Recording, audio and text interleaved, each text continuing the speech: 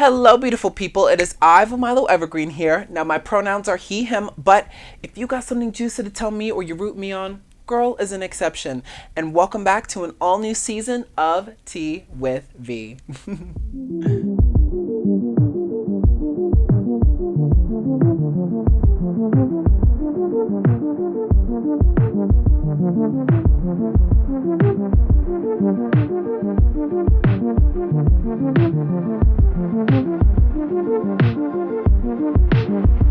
I buy you English breakfast, sugar and cream right on the side. You know I'm really worth it. Tuning in your favorite show of mine, and all that really matters.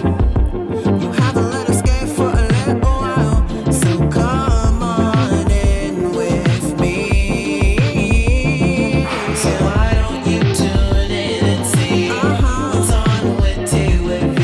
You can all just join with me and watch some Tea with V. I know you'll have a blast and learn something real fast. So why don't you tune in and see what's on with Tea with V? All the latest hot chart topics, Tea with V, and the TikTok tea responses, Tea with V. You'll forget the quote of the week, yeah, Tea with V. I'm happy that you're watching me on Tea with V.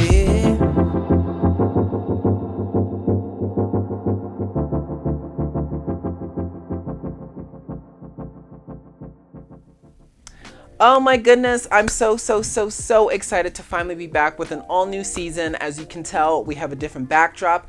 What the floral is going on, that will be the season's theme, will be floral. So if you want to wear something floral while you watch another new episode, by all means do so if you will. I love me a floral. I wanted to switch things up from the black and gold to now floral. So each theme will be different with each season. So I'm happy that we're in the floral-esque era, and yeah. But let's start out with some life updates. It's been a disco minute, all right, before we get to, our famous chai topics. So pardon me for reading some notes because I had to write them down. I'm a little rusty, I'm getting back into the swing of things, so bear with me. But the first life update is I had recently put out 2 musical projects, my album Javon and my EP Burgundy. Very completely different albums, but Javon is so autobiographical, very soulful, very medium tempo R&B-ish records. And then this one in the bottom is an R&B house music inspired. So the first one has 12 songs and then the EP has 6 songs. So I'm very proud of each of those projects. They were very fun to put out and very personal. And yeah, so I put those out. So that will be in the description down below.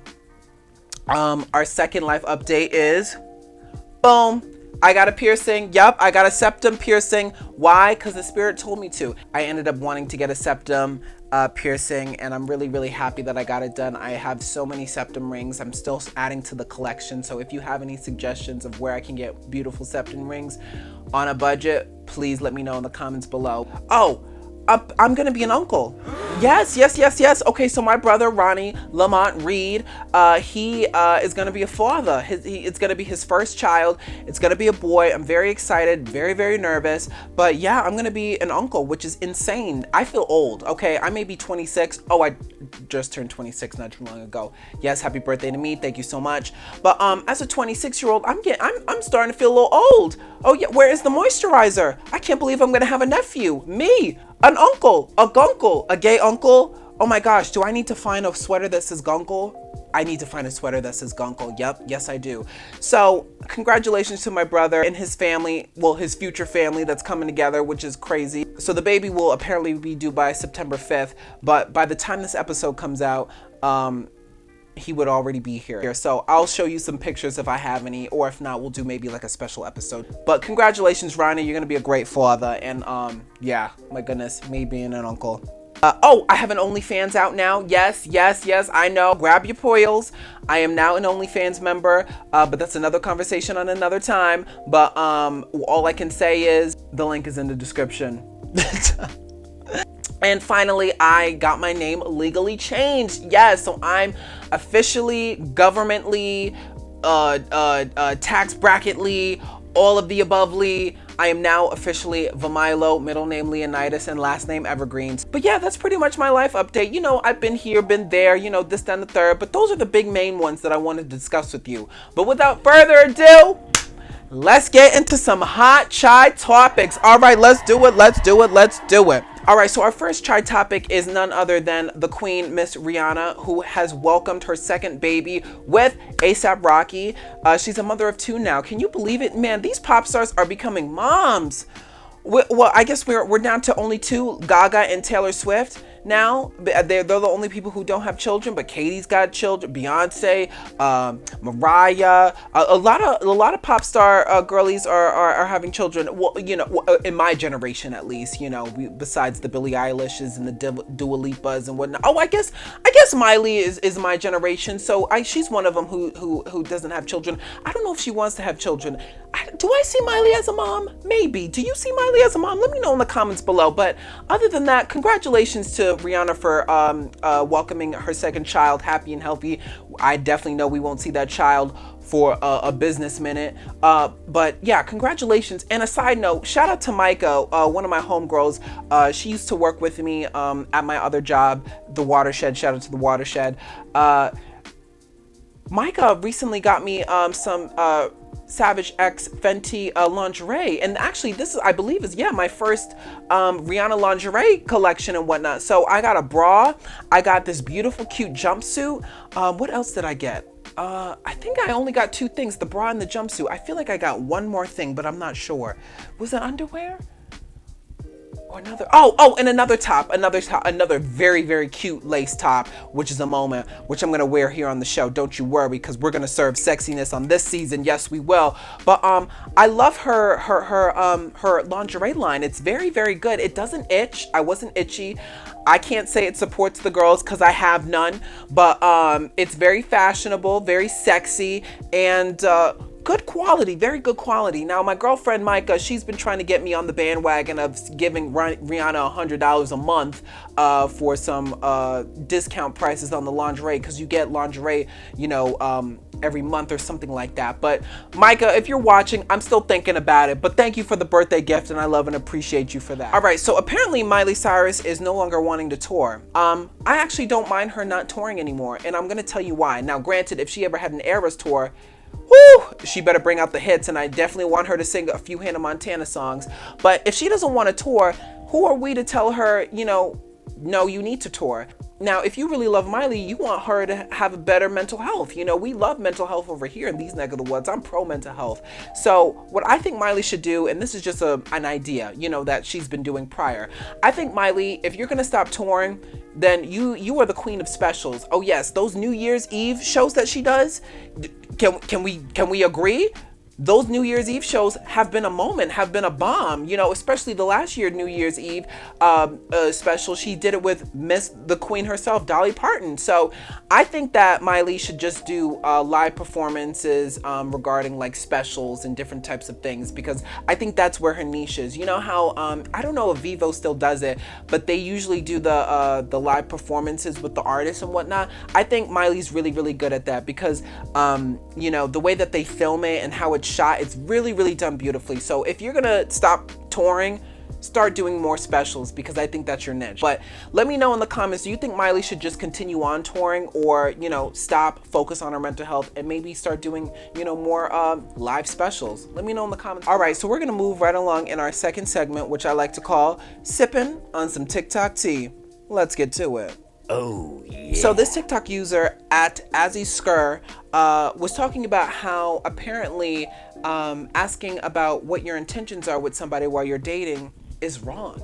Roll the clip. Did y'all know you're not supposed to ask people what their intentions are?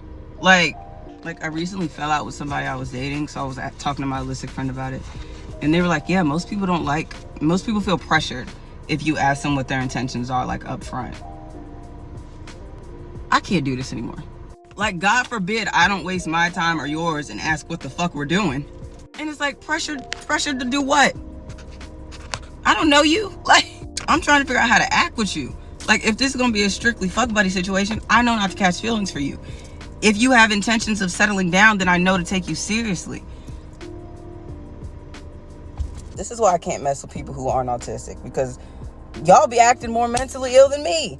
Somebody will do something that rubs y'all the wrong way, and instead of just communicating with the person, y'all will create these scenarios in your head and then act based off the scenario. Communicate. Now, I 1000% agree with them. I think nowadays dating is so complicated and so complex and so just overall confusing in a way where there's like this level of cat and mouse, which really doesn't need to take place. Now, I don't mind a little bit of a chase, just a slither bit. I definitely agree with you, because for me, I would like to know what the intentions are for both of us, because time is very, very precious. And although I may be 26, time is not waiting for nobody. We're damn near pushing fall right now. So it's all in the matter of, what are we doing? What is going on? What are your intentions? And I think it's not about what you say, it's how you say it. Now, for me, I think I would go about it this way. I would start out with myself. So I would say, like, I think for me, with my intentions to you regarding us getting to know each other, I think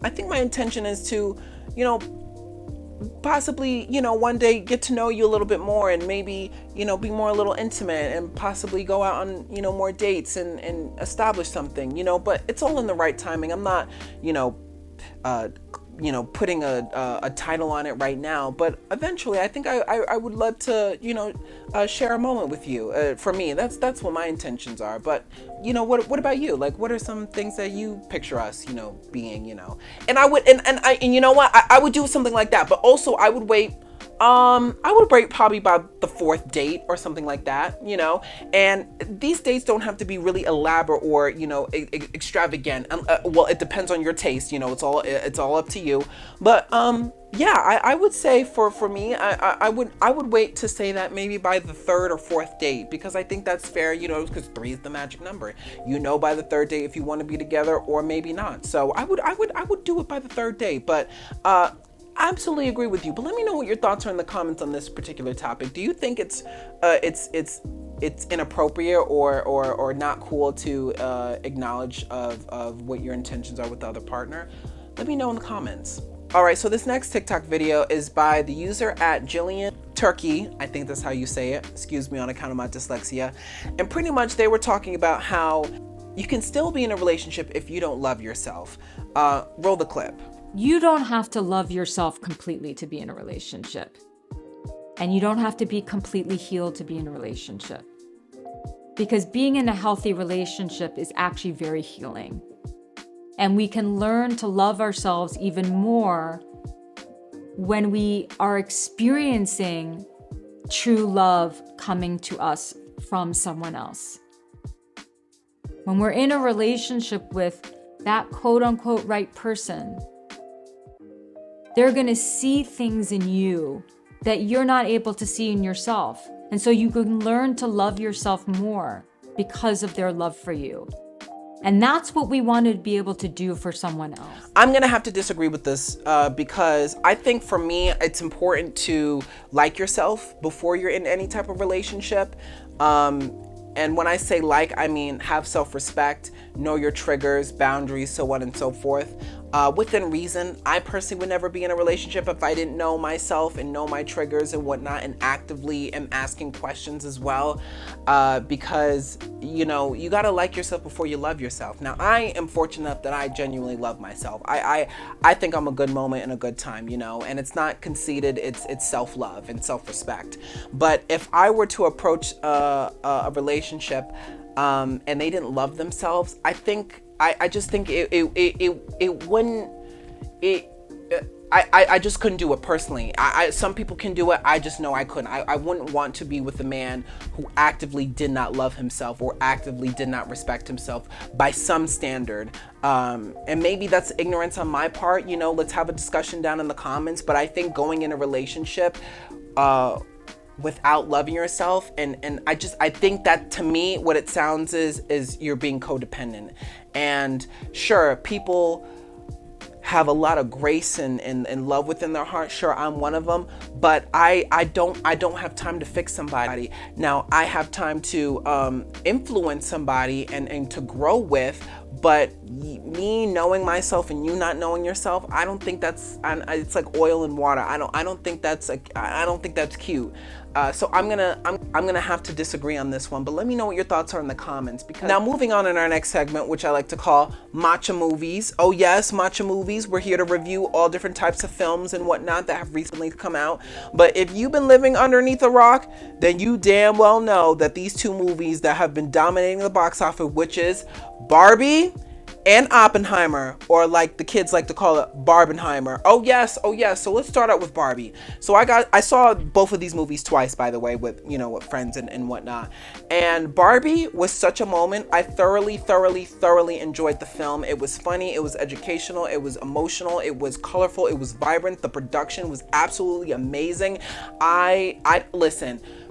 They need to make this into a real set, because I would pay to go see the Barbie, town and whatnot. I thought it was so dope and so amazing, and just really well done. Margot Robbie was stunning. She was a beautiful Barbie, and Ryan Gosling was a phenomenal Ken. Literally, the whole cast, they did the damn thing. And I remember when I first watched it, I was literally like in awe, because Barbie has been such an impactful figure in my life. So shout out to the Barbie movie and Margot Robbie and everybody involved. This was a moment. Now, you wouldn't think I would love an Oppenheimer, but I actually do. I really enjoyed this film. I went to go see it by myself for the first time, because I like going to movies by myself. It was 3 hours long, but I promise you, the way that they edit this and the story element was so complex, it didn't even feel like 3 hours, because it had a good rhythm. It definitely had a good rhythm, and the cast was great. Costumes, the stories, everything was really well done. And it was so funny too, because when I went to go see it, it was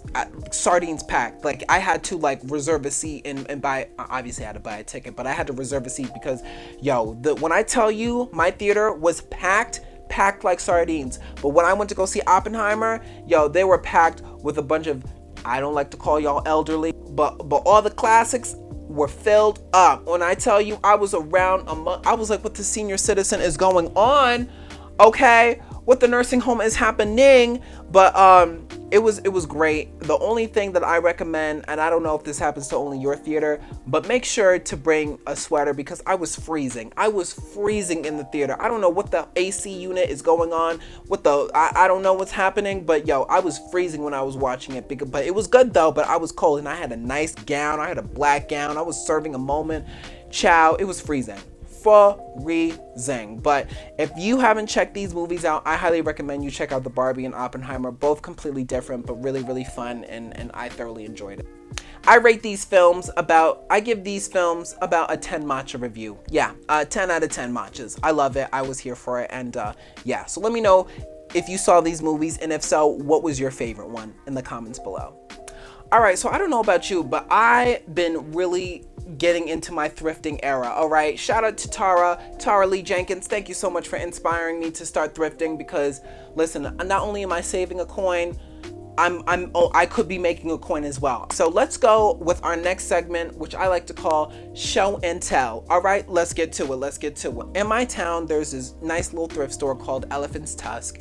It's actually right down the street. It's cute, it's a moment, it's a vibe. A lot of different items, different clothes. Well, I went there roughly, I would say around 3 months ago, and I saw this really dope bag, and I was locked on it, and I was just like, that's a moment, but is it the moment? And I looked at the price. It was a little bit high. It was like $100 and something and whatnot. I didn't have that kind of coin. I mean, I do, but I'm trying to spend my money wisely. So I negotiated with the Holy Spirit. I was like, if you can, tap into them to lower the price, by all means, I will get this bag.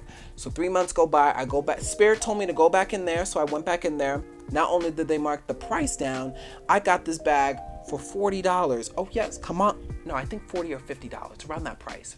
Ready? Here we go.